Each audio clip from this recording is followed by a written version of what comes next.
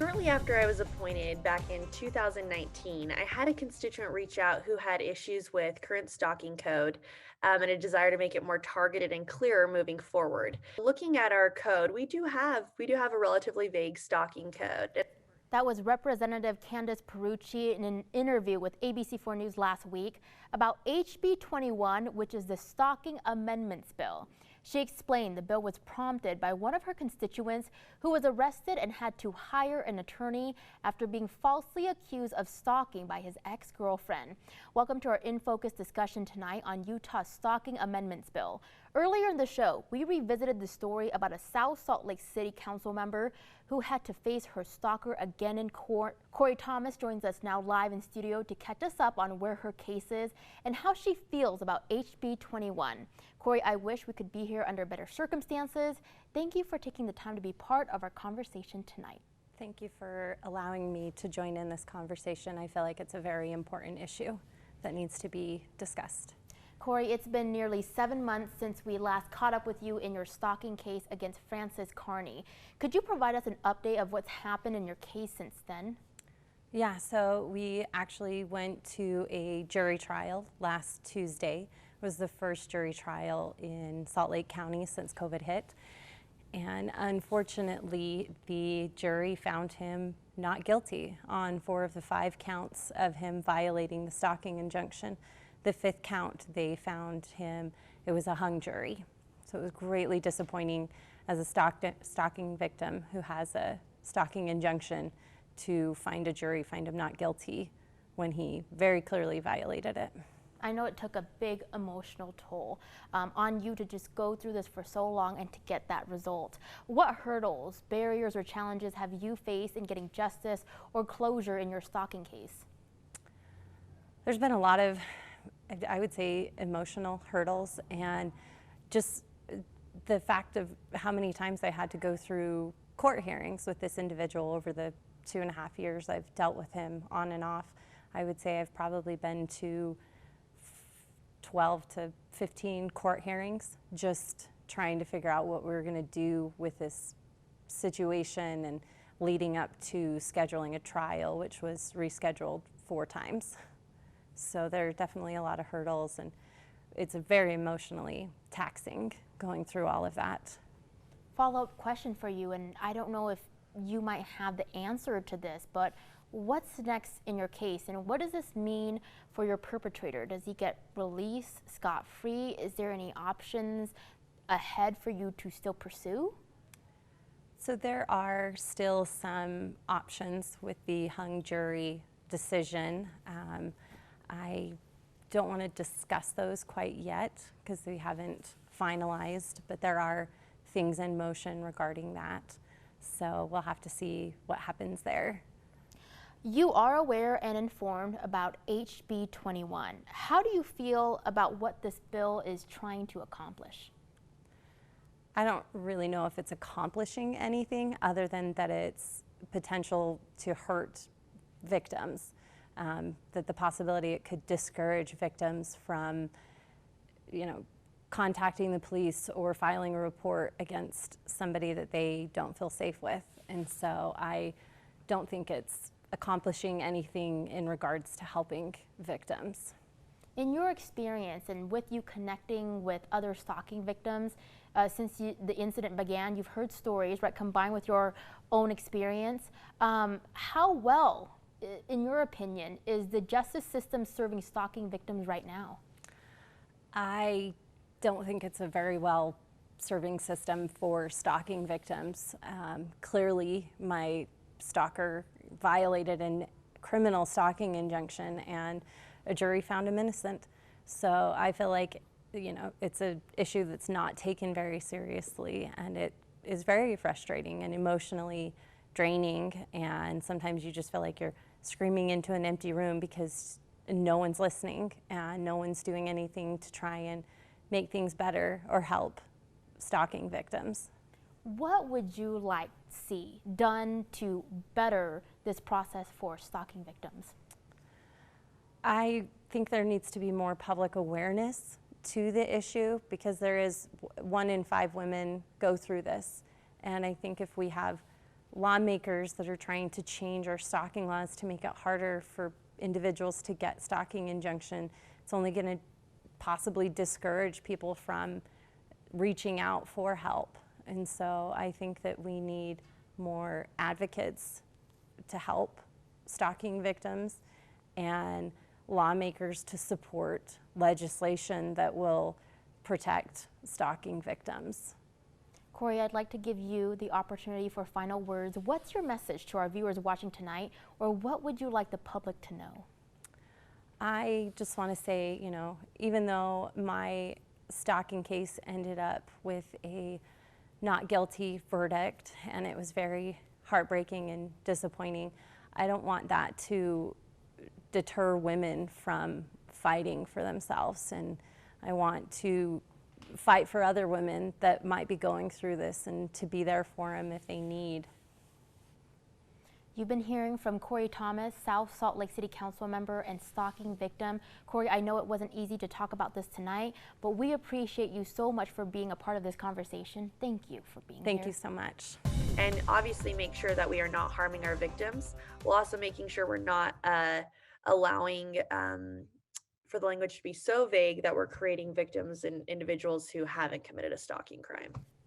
That was Representative Candace Perucci in an interview with ABC4 News last week, explaining that HB 21, the bill she's sponsoring, would clarify language for stalking cases and find a middle ground so that victims could still get justice and protect those who could be wrongly accused of the crime. Joining us now live in studio is Gabriella Archuleta, Public Policy Analyst with the YWCA Utah, and via Zoom, Alexandra Merritt, Victim Advocate for the Utah Crime Victims Legal Clinic. Gabriella and Alexandra, thank you both for being here tonight. You're welcome. It's great to be here. Thanks for having us. Alexandra, you testified on Capitol Hill last week against HB 21. Could you share with us what some of your concerns are with this bill? Yes, I think my biggest concern is that you first have to understand that when you change the stalking code, you're not only changing it for criminal prosecution, but you're changing it for victims seeking civil orders of protection. And we call those civil stalking injunctions. And so by adding these words, you are making it harder for a victim to go seek a civil stalking injunction. And the standards for criminal charges, as we know, are beyond reasonable doubt. But in civil stalking injunctions, the standard is a preponderance of the evidence, which is a lower standard. And the purpose of stalking injunctions is to give victims protection against a person. And I think the biggest concern for me is most victims don't get an attorney. Most victims don't have someone educated in the law to help them fill out a stalking injunction. And these words aren't clearly defined. And so a victim is going to feel like they don't have an opportunity to seek protection on this code. Gabriella, let's have you chime in. How does this bill, or how could this bill potentially impact stalking victims? At YWCA Utah, we recognize stalking as a serious crime that it is, and we have a coordinated response. We work with legal partners and other people because it's a really complex process. And my concern and our concern is that this is going to make it harder for people to get stalking injunctions based on one person's story. Now, we did invite Representative Perucci as well as the Senate sponsor, Senator Lincoln Fillmore, who both couldn't be here tonight, but we wanted to include the supporting voice in this conversation. I'd like to cue us now to a soundbite from an interview that we did prior with Perucci. I will say the crux of this bill is the continuity of purpose language, where there are 17 other states that have the exact language of evidence is a continuity of purpose, which I know can seem very legal jargon, but in a nutshell, it's trying to add some level of intent language. Alexandra, let's get your reaction to this. How do you feel about the language that is currently under Utah statute for stalking, and what does that do for victims who need to get the protection from the courts? So her words right there is you need to prove intent. So if this is intent, how is a victim supposed to collect evidence to prove a continued purpose, and that means an attempt or intent for this code for a victim to prove that? That's just a heavy burden for them to handle. And I know I just tripped over my words because this is a lot of language that is not even clear on what they're going after, and they're saying it's over intent, but they aren't defining what this means. And so every judge that's going to see a stalking case is going to have to interpret this on their own, which is opening it up for inconsistencies across our state, and it's opening us up for us having to go through the appellate process in order to get a clarity of what these three words together in this code are going to mean and how it should affect our victims. It's not clear, and it's adding an extra burden for victims to prove intent is not helpful. It's not, our code is so clear, in my opinion, on the role that has to be proven to get stalking, that adding this is going to add a level that makes it harder to prove. Alexandra, another question for you. Are there circumstances where it could be hard for a victim to collect evidence in their stalking case, such as if the perpetrator was careful and calculated in hiding or disguising their purpose? Oh, 100%. Technology is on the side of perpetrators right now. They can do spoof numbers, they can create fake Facebook accounts, fake Instagram accounts, new emails, all to come at the victim. They can have reason for being at their place of work. They can have reason for being at their college.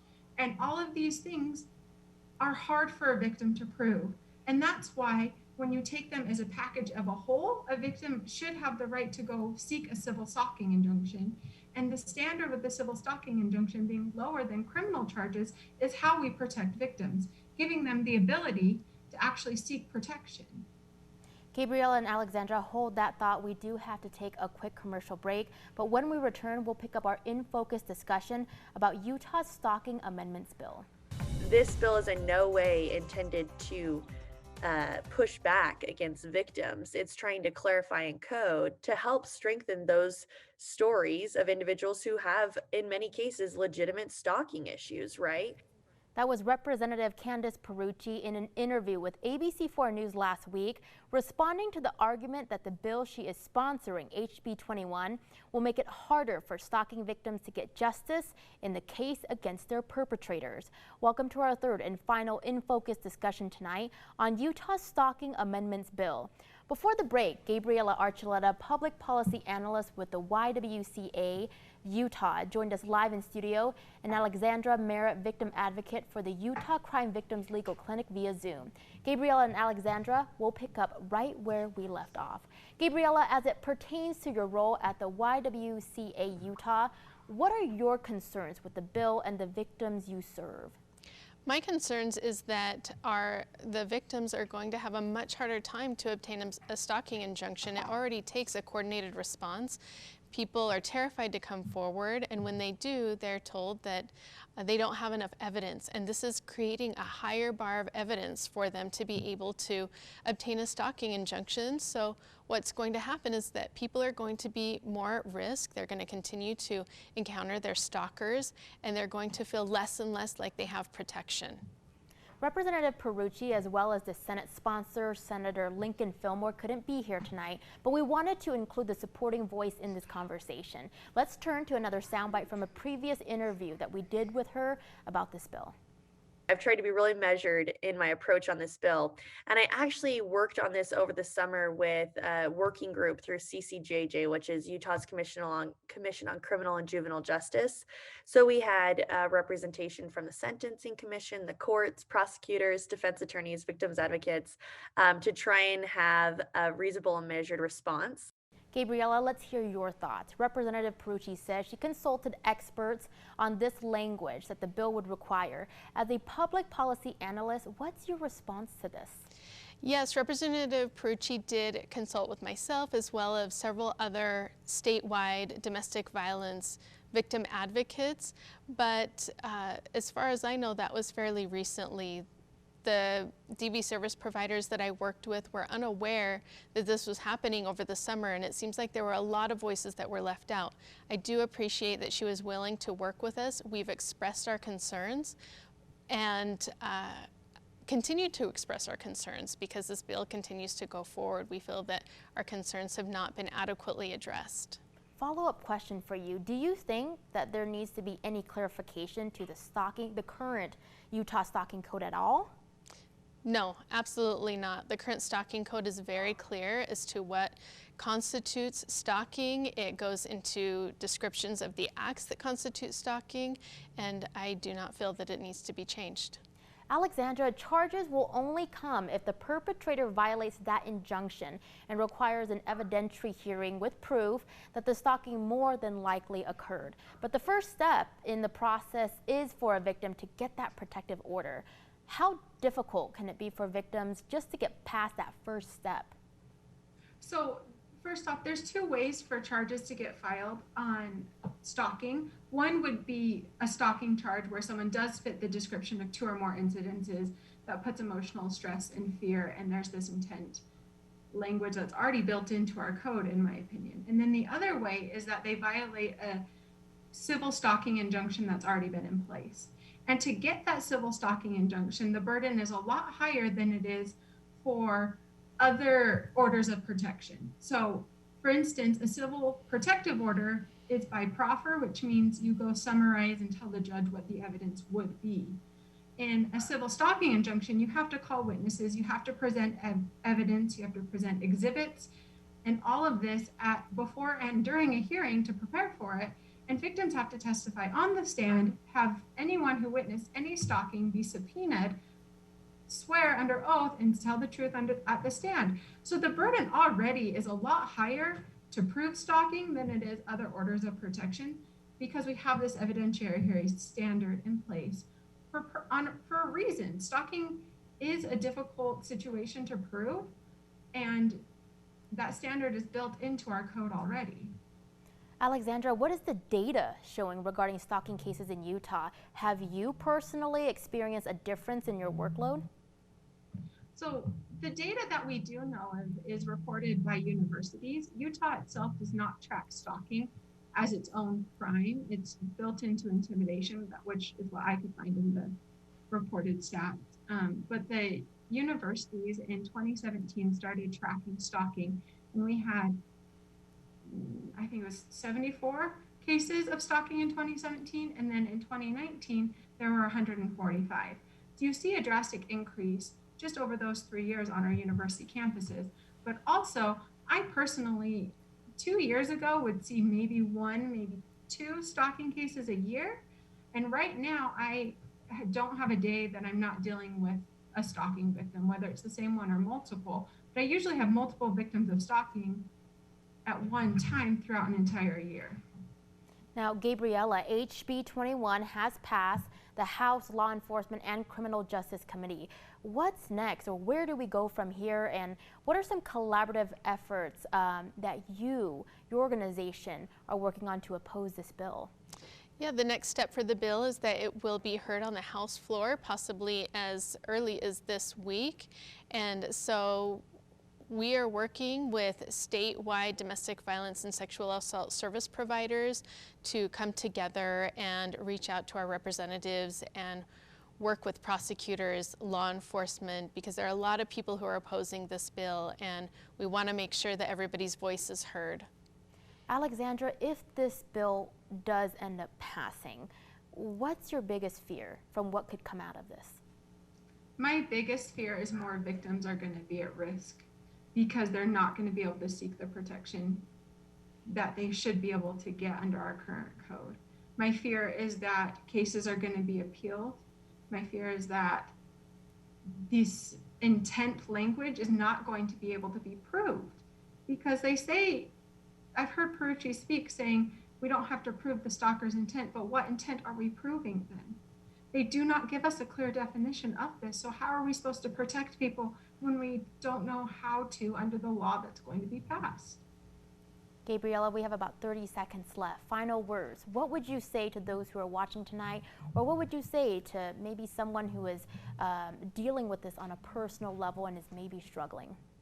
I would say to not let this come in the way of you reporting stalking. There are advocates across the state that are willing to work with you and help you, and despite the challenges that we already have in getting a stalking injunction, there are people who can work with you to make a safety plan and build your case.